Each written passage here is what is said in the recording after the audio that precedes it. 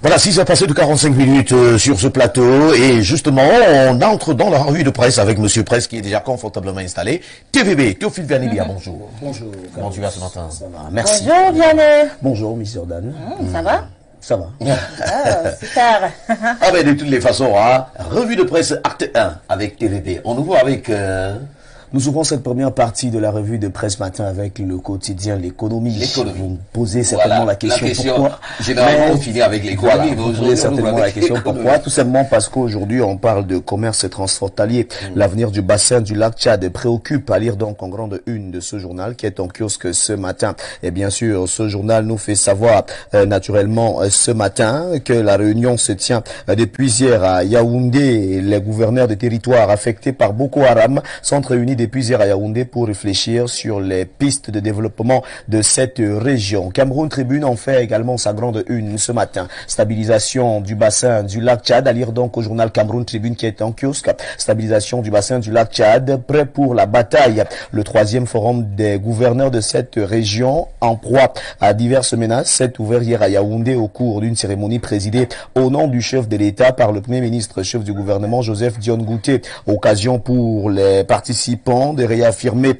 la nécessité de resserrer les rangs pour relever l'ensemble des défis sécuritaires, économiques et sociaux communs. À lire de la page 4 à la page 5 du journal Cameroun Tribune qui est en kiosque et qui fait également une fleur aux enseignants ce matin. Le quotidien à capitaux publics déroule donc le tapis rouge au seigneur de la CRE. Célébration tapis rouge pour les enseignants. La journée mondiale ce mardi vient boucler une semaine d'activités organisées par les ministères en charge du secteur de l'éducation sur l'ensemble du territoire pour rendre hommage aux enseignants au seigneur de la CRE. Le clou de l'événement sera la grande mobilisation au palais polyvalent des sports de Yaoundé aujourd'hui pour ce qui est de la ville de Yaoundé. Laissons Cameroun Tribune et prenons le jour qui nous parle des crises anglophones en cette journée où on célèbre les enseignants. Le jour d'Aman Manati, en grande une, crise anglophone. 16 enseignants pris dans le piège de la guerre au moment de la journée mondiale des enseignants.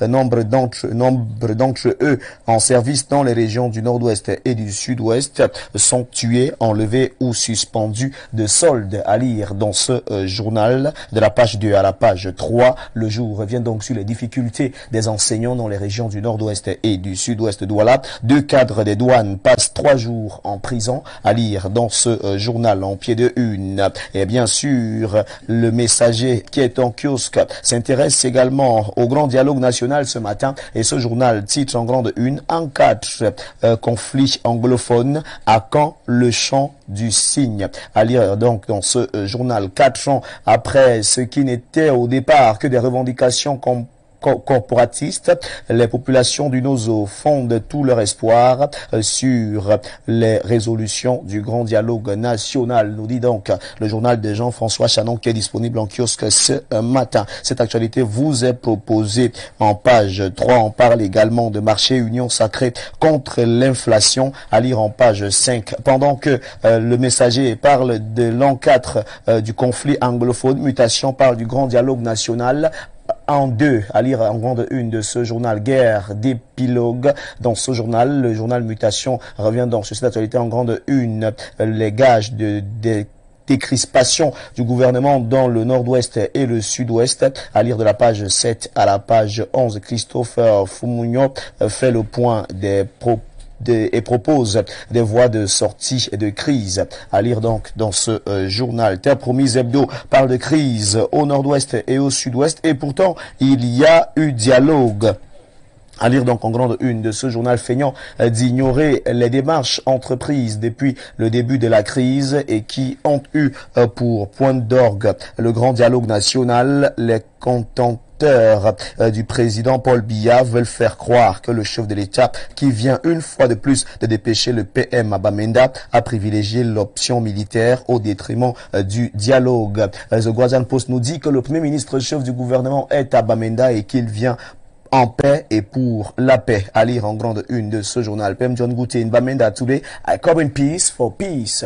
À lire donc dans ce journal, le journal de Guardian Post Daily, qui est disponible en kiosque ce matin. Laissons les régions du nord-ouest et du sud-ouest pour parler d'autres régions du Cameroun avec le point hebdo qui nous plonge donc dans les calvaires des régions du centre, sud, est. Lamentable titre donc en grande une ce matin, le point hebdo qui est disponible en kiosque. La problématique de l'après-Biya n'est plus un tabou après 38 ans de règne. Le président de la République va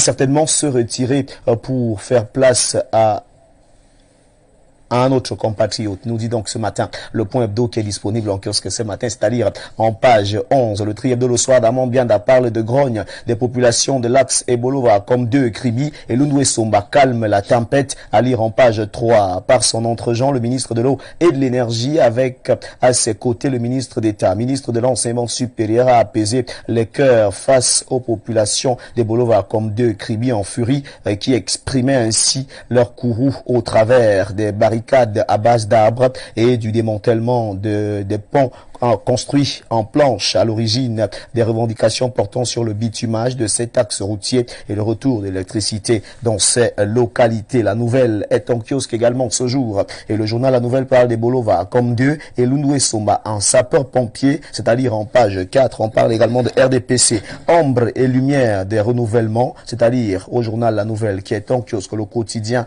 est en kiosque et ce journal parle de violences, coups et blessures au RDPC. À Kribi 2e, 2000 militants crient au secours de Paul Biya. On parle également de transport, d'énergie, Nyabizan, Yaoundé, les bonnes nouvelles du miné. À lire donc dans ce journal, le ministre de l'eau et de l'énergie Gaston Elundou Somba revient d'une visite de travail effectuée hier 4 octobre 2021 dans les zones traversées par le projet de construction de la ligne de transport associée Nyabizan, Yaoundé. Nous dit donc le journal de Jules Brice Ngaba qui est en kiosque ce matin. Le billet hebdomadaire Europe Plus parle des renouvellements des organes de base du RDPC, le faux, le viol, le vol. À lire dans ce journal. L'hôpital central de Yaoundé, ils l'ont dépecé vivant. Hilaire Aïssi Menga a subi d'atroces mutilations à vif et peut-être un prélèvement d'organes dans le bloc opératoire par l'équipe du docteur Akaba, nous dit donc le journal Europe Plus qui est en kiosque ce matin. Et cette actualité vous est proposée en page 30. On parle RDPC avec le criant info de Jérôme Ekoto qui parle d'engagement et efficacité politique de la commission Alain Doko. Voici la commission communale de supervision des renouvellements des organes de base de Djoum, à lire dans ce journal. Ministre de l'eau et de l'énergie Gaston Elundou Somba sauve Famendongoa comme deux paradoxes d'une élite politique en désaccord avec sa base, nous dit donc le crayon info de Jérôme Ekoto qui est en kiosque ce matin. Section RDPC, Jai Lobo 5 Mintom, le professeur Zozame répond à l'appel de sa base politique, à lire également dans ce journal, le journal Le Crayon Info qui est en kiosque ce matin et qui s'intéresse donc au renouvellement des organes de base du RDPC. Le financier d'Afrique parle d'industrialisation, des niches d'emploi dans le secteur de la cosmétique, à lire en grande une du journal Le Financier d'Afrique qui est en kiosque ce jour. Laissons ce journal et prenons à présent ce magazine qui referme cette première partie de la revue de presse sur Info TV. Audace Magazine, première sortie, parle donc de Tchad. Mahamat Idriss Déby au-delà de 100 jours, à lire dans ce journal. Et les signaux de la construction pour un Tchad émergent sont au vert, nous dit donc le journal qui est en kiosque ce matin, ce magazine qui présente l'Afrique autrement. On parle également de Cameroun, le ministre de l'eau et de l'énergie, les pas vers l'émergence, à lire dans ce journal qui revient également sur RCA. La note est bonne pour le président Faustin Archange Touadéra, c'est à lire dans ce magazine, Audace Magazine, qui présente l'Afrique autrement et qui est donc en kiosque ce matin. Mesdames, Messieurs, c'est avec ce journal que nous refermons cette première partie de la revue de presse sur Info TV. Infiniment merci de votre attention et nous vous invitons très massivement à vous rendre dans les kiosques pour vous procurer un journal au prix de 400 francs CFA pour que vive la presse camerounaise. Lorsque je l'ai dit, je vous explique clairement. 4 pièces de 100 francs, 8 pièces de 50, 16 pièces de 25, 40 pièces de 10 francs, 80 pièces de 5 francs, 400 pièces d'un franc CFA seulement vous permettent d'avoir votre journal disponible en kiosque que ce mardi 5 octobre 2021. Et ne vous en faites surtout pas. Si vous avez un billet, allez auprès de votre distributeur et il vous remettra simplement votre journal ainsi que votre reliquat. Merci à tous les directeurs de publication qui nous ont permis d'avoir les unes disponibles en kiosque ce jour. Également, le groupe La Météo présente ses excuses à tous les lecteurs et annonceurs parce que les journaux La Météo et Info Matin ne sont pas disponibles ce jour. Vous savez que l'homme a créé la machine, mais la machine a toujours eu raison de l'homme parce que vous savez que l'œuvre humaine n'est pas toujours parfaite. Donc, pour problème technique, le groupe La Météo n'a pas pu avoir les journaux disponibles en kiosque ce matin et présente une fois de plus ses sincères excuses aux lecteurs et annonceurs. Merci à vous, Miss Jordan. Merci à vous, Carlos M. Je n'oublie pas de remercier ce matin Michel M, qui est également avec nous. Remercier Jacques B, Jacques Bitier-Bia et bien sûr Célestin T, Célestin Tomo du côté de la diffusion. Lorsque je l'ai dit, permettez-moi de clôturer mes remerciements naturellement le président directeur général du groupe La Météo, Dieudonné M, qui nous regarde à la maison. Nous lui disons également merci et infiniment merci à tous les enseignants. Justement, parlant des enseignants TVB, aujourd'hui c'est le 5 octobre. Oui. Et ils sont à l'honneur. Voilà. Et on aimerait savoir quelle est la place qu'occupe l'enseignant, voilà, au Cameroun. Je pense que cette question, je pense que cette question, je vais dire ici, n'a véritablement pas sa place. Parce que si vous êtes où vous êtes là aujourd'hui, Carlos, c'est grâce aux enseignants. Tout à fait. Si nous sommes où nous sommes là aujourd'hui, c'est grâce aux enseignants. Oui. Donc il faut dire que la question, naturellement, sur la place qu'occupe l'enseignant dans la société ou encore au Cameroun, il y en a qui ne savent pas. Est naturellement une question qui ne devrait, qui n'a même pas lieu d'exister. Parce que la place est, l'enseignant est au centre du développement du monde. L'enseignant est au centre, naturellement, de l'évolution du monde, parce que vous savez que tout ce qui se fait aujourd'hui, tout ce qui se fait dans le monde, il faut impérativement un savoir. Et le savoir est transmis par les enseignants. Le savoir est transmis par l'entrée-gens de la maîtrise, naturellement de la transposition des savoirs, parce que les enseignants ont cette maîtrise. Il faut transposer les savoirs pour que les savoirs savants soient des savoirs enseignables. Donc il faut dire ici, Carlos, que l'enseignant occupe une place de choix. Et l'enseignant, naturellement, est au centre du développement de la société. Aujourd'hui, 5 octobre 2021, nous célébrons la 27e édition de la Journée mondiale de l'enseignant, qui est placée sous le thème « Les enseignants au cœur de la relance de l'éducation ». Vous savez que l'éducation a été fortement impactée par la pandémie du Covid-19. Et aujourd'hui, il est important de trouver des solutions, parce que l'enseignant ici est victime de la pandémie de Covid-19. L'enseignant est victime parce que vous savez que lorsque la pandémie est arrivée, il y a eu des modifications sur le plan de l'éducation. Au Cameroun, cela se vit parce que il y a le système de mi-temps qui est revenu dans plusieurs écoles. Il y a la division des salles de classe. Il y a l'enseignement via le numérique. Il y a également pas mal de choses, la distanciation sociale dans les salles de classe. Vous savez que l'enseignant était appelé à être toujours avec ses élèves, mais aujourd'hui, la Covid-19 a créé une certaine distance entre l'enseignant et ses élèves. Ça cause un véritable problème. Donc, il y a un souci au niveau de la formation. Il est important de revoir la formation des enseignants en mettant un accent sur le numérique, parce qu'aujourd'hui, le numérique occupe une place assez importante sur le plan de l'éducation. Donc, il est important de revoir la formation pour que l'enseignant puisse s'adapter à la nouvelle norme de l'éducation, à la nouvelle norme mondiale, parce que nous vivons avec la pandémie du Covid-19 et l'enseignant ne devrait pas être derrière. Puisque nous vivons avec la pandémie du Covid-19, l'enseignant doit s'arrimer. Donc, les gouvernements du monde devraient revoir au niveau de la formation des enseignants et accompagner les enseignants. Aujourd'hui, on déroule le tapis rouge aux enseignants qui font face à la pandémie, du Covid-19. Je pense qu'il est de bon temps que tout le monde puisse accompagner, tout le monde entier puisse accompagner les enseignants, parce qu'aujourd'hui, l'enseignant est victime de la pandémie. Et vous savez que lorsque l'enseignant est victime de la pandémie du Covid-19, c'est l'éducation qui souffre. Et pour sauver cette éducation, il est de bon temps que les gouvernements, le politique, les populations, la communauté éducative puissent accompagner les enseignants dans cette lourde tâche, parce qu'il faut le rappeler, c'est une lourde tâche. On ne devient pas enseignant pour se faire de l'argent, on devient enseignant parce qu'on a le souci de développer le pays, parce qu'on a le souci d'éduquer la jeune génération, parce qu'on a le souci de développer le monde. L'enseignant est au centre de toute chose. L'enseignant est considéré comme étant le père, la mère, le médecin, le policier, le gendarme, l'huissier de justice. L'enseignant est considéré comme étant le juge. Vous savez, l'enseignant occupe une place assez importante dans la société. L'enseignant est considéré comme étant le prêtre. Donc, l'enseignant est au centre du développement. Vous savez que si les seigneurs de la craie décident que le monde chamboule aujourd'hui, avant 17 h, le monde va chambouler. Donc, il est très important de mettre un accent particulier sur le bon vivre et même l'accompagnement des enseignants. Parce que dans certains pays, les enseignants ont un problème d'accompagnement. Lorsque nous célébrons cette journée, il est important de regarder ces enseignants qui souffrent, ces enseignants qui font en même temps face au Covid-19, mais en même temps qui font face à la crise qui perdure dans les régions du nord-ouest et du sud-ouest. C'est encore une invite ce matin. Donc ces enseignants qui sont de ce côté, en même temps sont victimes de souffrances psychologiques, en même temps sont victimes de souffrances physiques, et en même temps d'aucuns n'ont même pas d'argent parce que ils se voient couper de leur solde. Donc il faut dire ici que les enseignants aujourd'hui, les problèmes des enseignants doivent être véritablement pris au premier degré pour que ces problèmes soient résolus. Alors justement, il y a une préoccupation qui me vient à l'instant là en tête. Alors que pensez-vous des enseignants des zones reculées là, qui ne vivent que, n'est-ce pas, des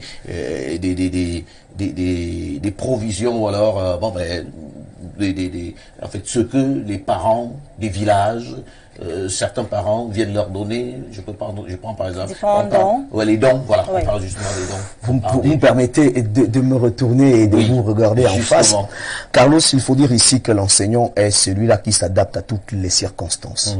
L'enseignant est celui-là qui est prêt à donner sa vie pour le devenir de la jeunesse, pour l'éducation de la jeunesse. Donc l'enseignant s'adapte. L'enseignant peut enseigner même au désert lorsqu'il a été bien formé. Donc, ces enseignants qui sont dans des zones reculées sont préparés psychologiquement à être dans les zones reculées. Parce que pendant la formation, on prépare d'abord l'enseignant à enseigner dans les zones où il y a des besoins spécifiques. Parce qu'il faut rappeler que sur la carte, naturellement, de l'éducation, sur la carte scolaire, il y a des zones à besoins spécifiques. Donc, tous les enseignants à la base, les enseignants sont comme des militaires. C'est pour ça que je vous ai dit que les enseignants sont incontournables dans la société. L'enseignant est prêt et l'enseignant a le principe d'adaptation le plus facile. Essayez de faire un ratio. L'enseignant s'adapte facilement dans la société plus que quiconque. Donc, il faut dire ici que ces enseignants n'ont véritablement pas de problème parce qu'ils savent qu'ils sont là. Je vous ai dit, enseigner, c'est donner sa vie. Donc, lorsque quelqu'un s'engage dans le métier du corps enseignant, cette personne sait qu'il est appelé à travailler naturellement pour le sacerdoce. C'est un véritable sacerdoce. Et c'est pour ça que je donne encore un conseil à nos petits frères qui nous regardent à la maison. Si vous voulez enseigner, enlevez dans vos têtes que enseigner, c'est se faire de l'argent. Zéro. Si vous vous engagez dans ce métier, il faut véritablement vous engager avec beaucoup de vocation. Parce que enseigner, c'est se sacrifier. D'accord. Merci beaucoup TVB. Quand je disais, il est dans son élément. Il parle en connaissance de cause de toutes les façons. Tout à fait. Merci pour ce décryptage, cette analyse. Et une fois encore, bonne fête. Bonne fête à tous les enseignants. Tous les enseignants aussi. Vous me permettez de souhaiter une agréable fête au professeur Laurent Serge Toundingwa, qui est enseignant et qui est également ministre de l'Éducation de base au Cameroun. Vous savez, les hommes qu'il faut à la place qu'il faut. Voilà. On va également souhaiter une bonne fête à Ndogankwa Elvin, qui nous regarde en ce moment, qui est enseignante. Ah, d'accord. D'accord. Si on se met à saluer les anciens, on va passer toute la journée à saluer les enseignants. Mais de toutes les façons, une chose est certaine, ils sont à l'honneur. Alors, nous leur souhaitons tout simplement bonne fête.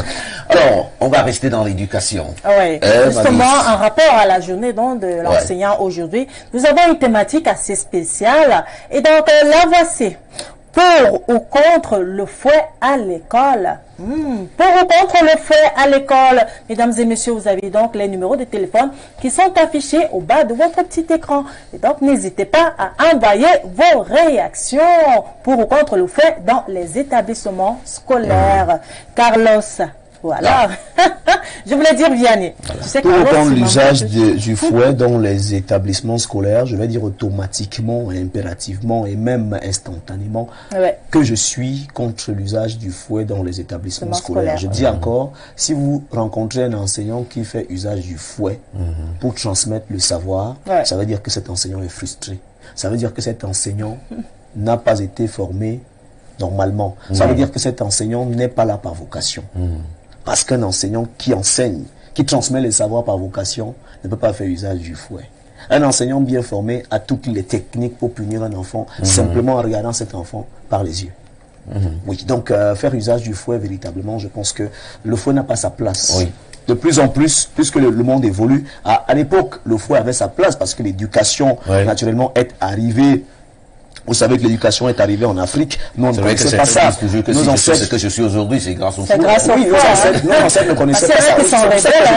C'est pour ça que je dis aujourd'hui, le monde évolue. Nous sommes à l'ère du numérique. Aujourd'hui, le monde évolue. Les difficultés que nos aïeux avaient pour acquérir le savoir ne sont pas les mêmes aujourd'hui. Aujourd'hui, tout est facile. La vie est tellement facile qu'aujourd'hui, vous allez vous rendre compte que à l'école, c'est l'élève qui fait le cours. Pourtant, avant, ce n'était pas ça. Parce qu'aujourd'hui, nous sommes dans cette politique éducative qu'on appelle l'APC. Vous connaissez que lorsqu'on parle de l'APC, c'est bien sûr l'élève. C'est l'élève qui fait naturellement approche par compétence. Approche par compétence, c'est l'APC. Donc on met l'élève en situation. Donc c'est l'élève qui fait le cours. Et aujourd'hui tout est très facile. Donc vous comprenez, Carlos, que si un enseignant fait encore usage du fouet dans un établissement scolaire, soit il est frustré, soit il a mal dormi, soit son salaire ne passe pas, soit sa femme a tourné le dos, soit il s'est levé le matin et qu'il n'a pas mangé le matin, soit il n'est pas bien formé, soit il ne fait pas, soit il ne le fait pas par vocation, soit il le fait juste pour de l'argent. Donc il faut dire ici qu'un enseignant bien formé, un enseignant conscient, maîtrise toutes les possibilités. Parce qu'il y a plusieurs possibilités de punir un élève. Et un enseignant bien formé, un enseignant conscient maîtrise toutes ces possibilités et toutes ces stratégies. Donc, l'usage du fouet, le fouet ne devrait même plus exister à l'école. Mais vous allez vous rendre compte que dans certains établissements, il y a encore le fouet. Bien que le fouet soit interdit par les différents ministères en charge de l'éducation. On voit certains enseignants devant le portail à 7 h du matin avec un tuyau à gaz et puis allez, bon, et puis coulez. Il y a beaucoup de punitions qui dépassent l'usage du fouet. Donc, le fouet n'a véritablement plus sa place dans les établissements. D'accord. Merci beaucoup TVB pour cette analyse, pour ce point de vue à prendre très au sérieux. Donc, à son avis, le fouet ne devrait plus exister dans nos établissements. Donc, il est contre l'usage du fouet dans les établissements scolaires. Merci beaucoup TVB. Et une fois que vous faites à tous les anciens, passez une excellente journée. Bonne journée à vous. Allez, on se retrouve demain, mercredi à la même heure, 6h45 pour la revue de presse en langue française. Merci. Allez, ma miss à moi, mon doudou. Oui, mon chou. Allez, tout de suite, je pense que on va passer à autre chose. Oui, on va respirer un peu avec la page publicitaire. On se retrouve juste après.